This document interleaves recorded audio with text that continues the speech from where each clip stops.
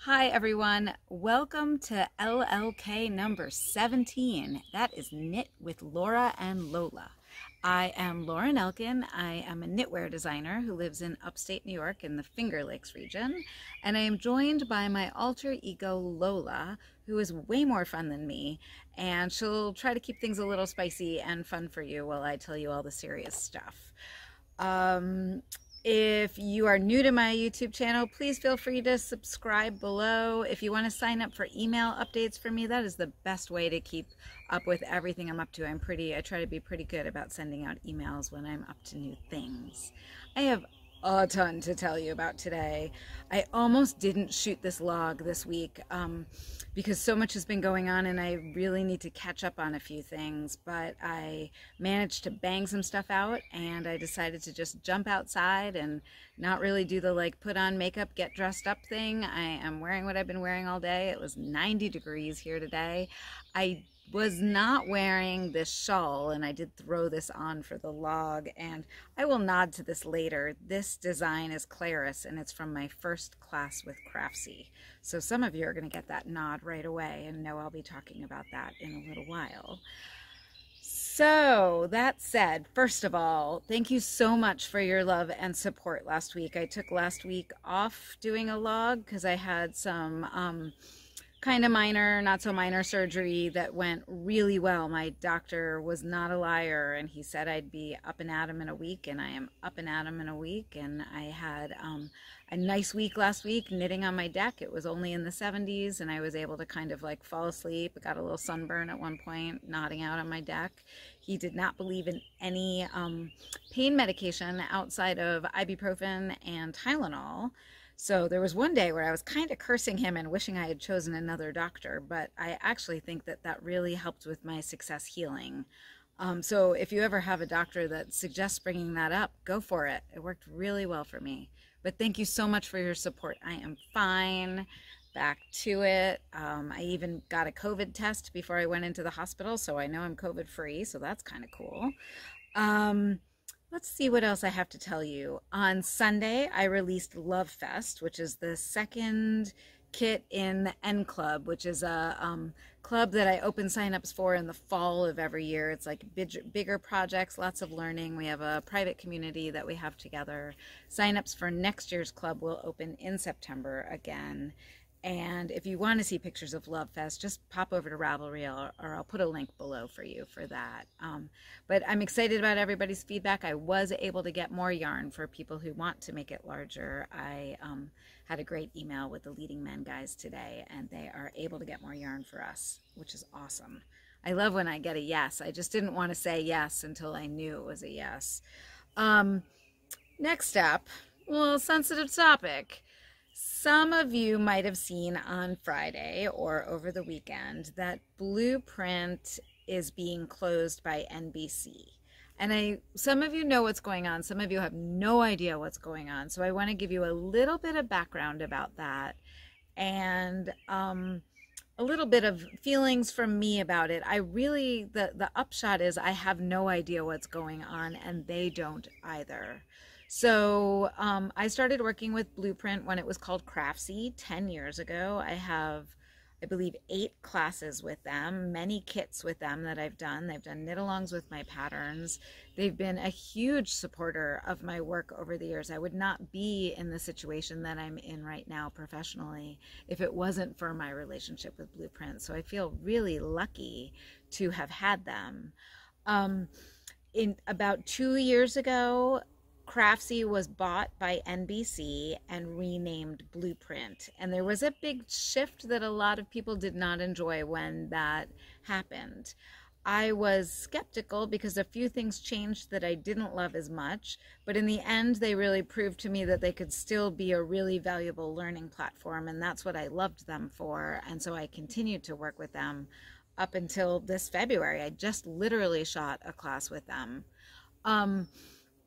So they were told, I guess the scuttlebutt is that they were told by NBC at the end of last week that they were going to be closed. So all of the fabulous people that I've been working with there and really enjoying having those professional relationships with are no longer have a position, which is quite sad because there's some really amazing talent there.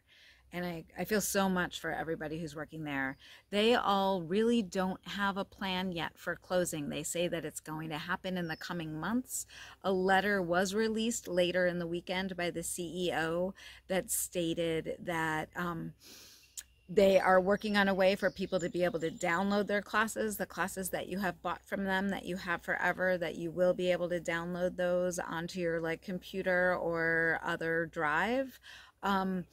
And I would suggest in the meantime, if you know that you've bought patterns through them, like if you've bought kits from them, or you have patterns in classes that you know that you want, now is the time to download that stuff and just put it into a folder on your hard drive or on Dropbox if you want it to be backed up.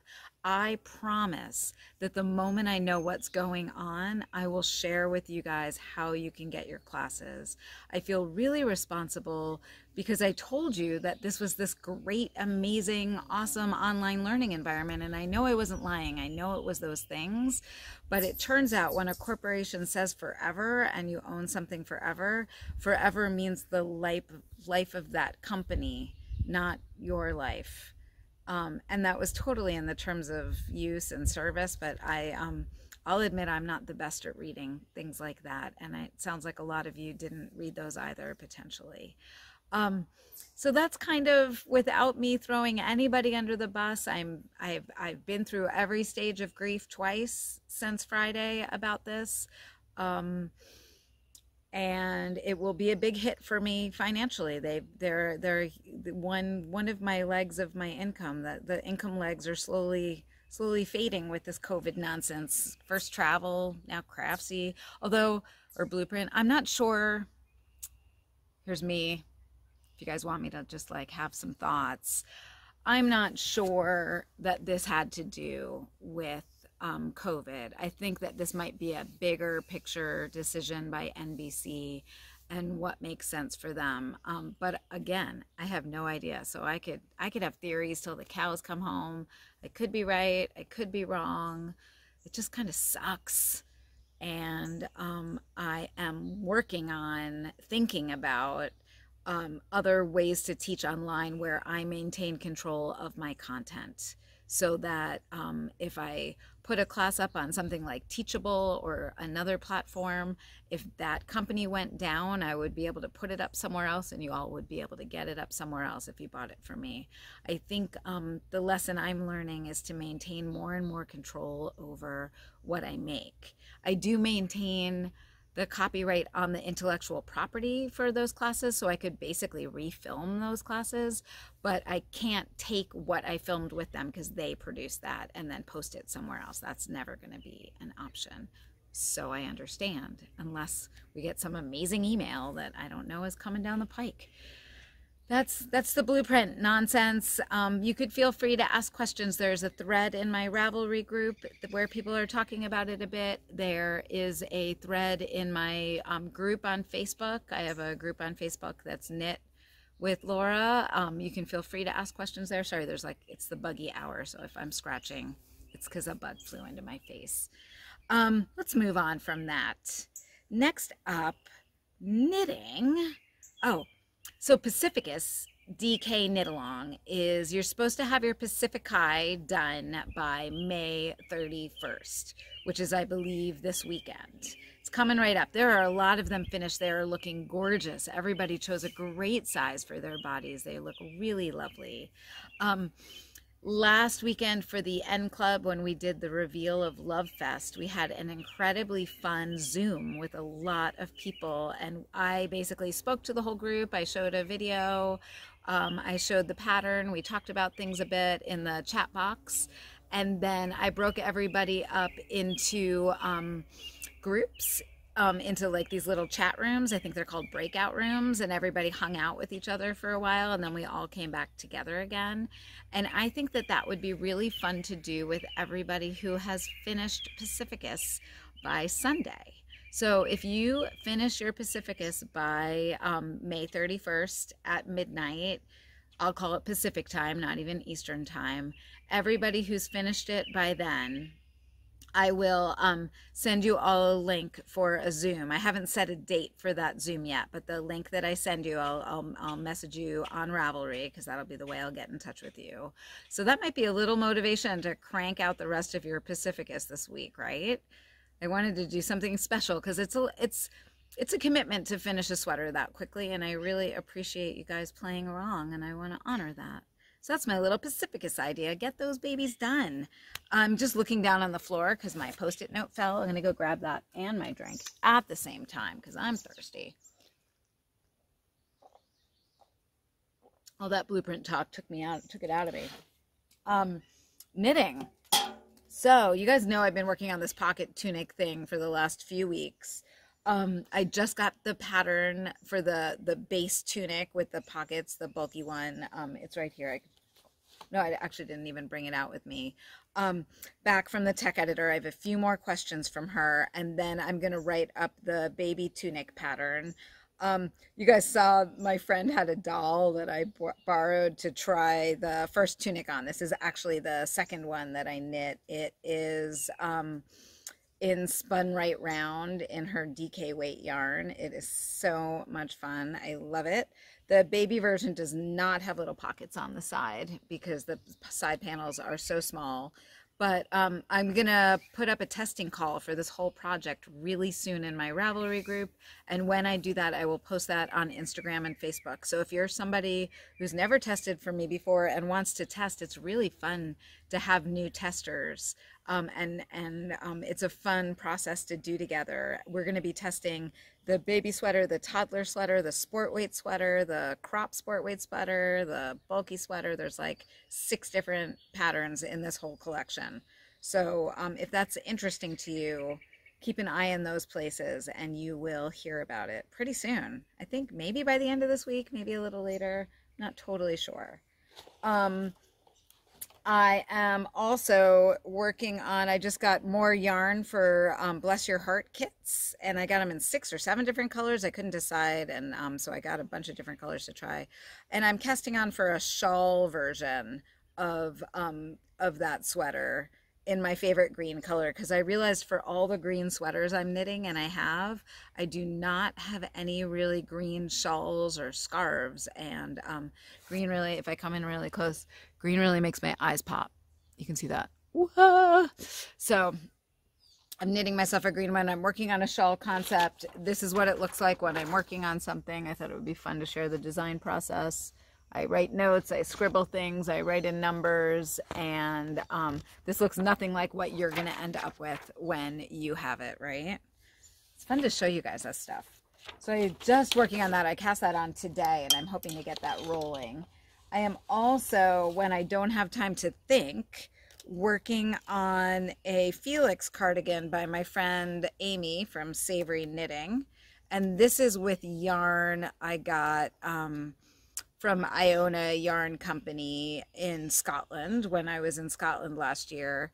I find that I like to, when I travel and I buy special yarn that's not easy for like you guys to get, basically if I design with it that people aren't going to be able to find the same yarn easily to knit with it, I find that that's when I'll go ahead and knit somebody else's pattern. And it's a lovely little break. This is just a great little top-down cardigan. I'm going to make it cropped. It's going to look awesome over my new overalls. It's got just a little lace detail right there. It is definitely a woolly yarn. It's going to be for the fall and winter, so I'll finish it at some point and probably put it aside for a while. But right now I'm just knitting the stockinette stitch body. So I got to see my in-laws this weekend, which was so lovely. And I was just able to knit on that while I was talking to them. So I wasn't distracted at all, but it kept my hands busy, which is fun.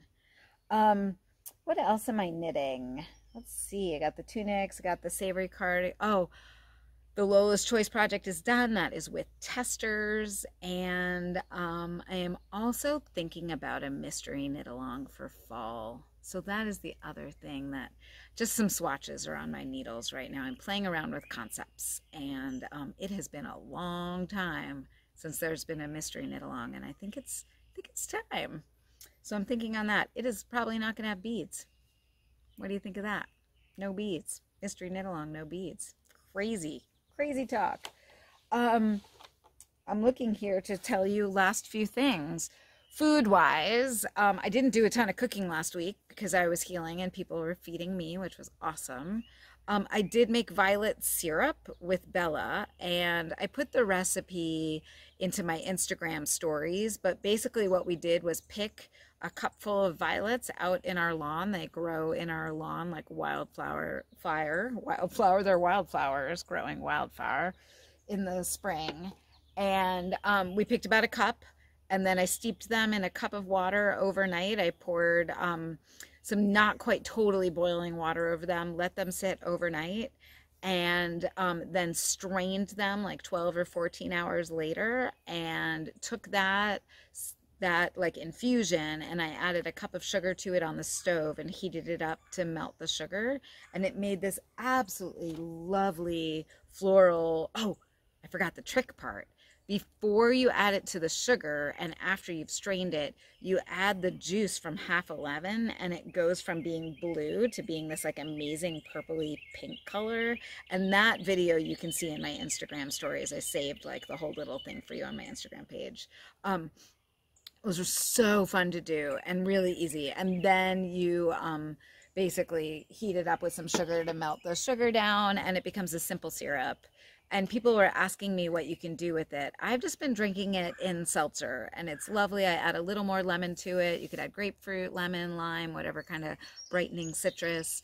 Some people love it with gin or Prosecco. My friend makes a lovely drink with it with gin and Prosecco that I think sounds superb, but I have not tried that yet. And that is violet syrup. The other thing that's exciting is my rhubarb patch is hot and happening, and I love rhubarb. And I've been cooking some down with apricot jam that we made last year that didn't quite like gel enough. And it's so good to do this mashup of like rhubarb from the spring and apricots from like deep summer together as kind of like two, bookends of harvests. That's really yummy. And we've been eating that on toast and English muffins and what have you. And I also started some rhubarb pickles, but those will take 4 to 6 weeks in the fridge. So those are just in the fridge right now. And I have everything to make rhubarb kimchi. I just haven't gotten around to it.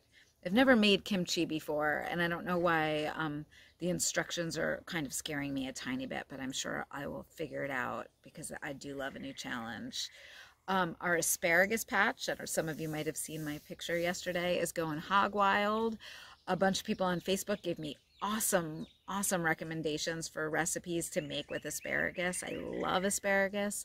Last night we grilled like just this giant handful, and we actually ate it all. It's all gone, all the asparagus. And I did some harvest today, but we need it to rain for it to come in more and more. It's kind of drying out a little bit here. Asparagus is super yummy. I did see that Smitten Kitchen had a really yummy sounding recipe today where she used goat cheese to make a cream sauce with pasta and pieces of asparagus. And my daughter doesn't eat cow milk, so I think that would be superb to have that. I'm excited to try that. So that's kind of like the eating phase. Lots of gardening going on. I thought it might be fun to take you around right before I say goodbye, just take you around my yard and show you some projects that are happening. I think you guys will be into that. So I'm going to do that with you now, and then I am going to say goodbye and thank you for watching. And I am not actually going to do a Zoom giveaway this week. I think I'm going to take a week off from that. I just have so much going on that I need to deal with, and I'm getting a little too distracted by internet stuff. I need to focus. I'll get back to those. I know that they're very fun for everybody. I just need a week off from that, and not to be quite so regular with everything. Okay, I'm going to turn my camera around. Right now you can see one of my many lilacs blooming behind me. We got really lucky with our house. It's an old house. It was built in the 1850s, and a lot of the plants were already really established in our yard. So what you're seeing there is a pretty old lilac, not a super old lilac, but pretty old. Okay, so you can see the lilac there. I have a bed over here. There's the lovely propane tank. We won't show you that. that the forget-me-nots are so gorgeous right now. I haven't been able to bring myself to weed them, but there's a lot of plants in that bed that are being kind of taken over right now, so I need to deal with that. So this is my tulip bed. The tulips are kind of on their end quickly. I've got lots of like purples happening, I'm noticing. That over there, you can kind of see a new project. That looked a little bit like down there where it's all like weedy down in the end, but we're clearing that out, and there's some hostas we transplanted over there, and we're gonna put like some low-growth sumac and vinca vine and stuff in there. I'm excited. Here's a bed that gets really beautiful later in the summer. Not really quite happening yet. And there is an absolutely beautiful Japanese dogwood that was also planted here before we came. So pretty. Just give you guys a little idea. There's our giant burn pile. Lots of lilacs. That, I think we should get up closer to that. I'm trying to lighten it up. You guys have to tell me what you think of this tour, because I've never done this before.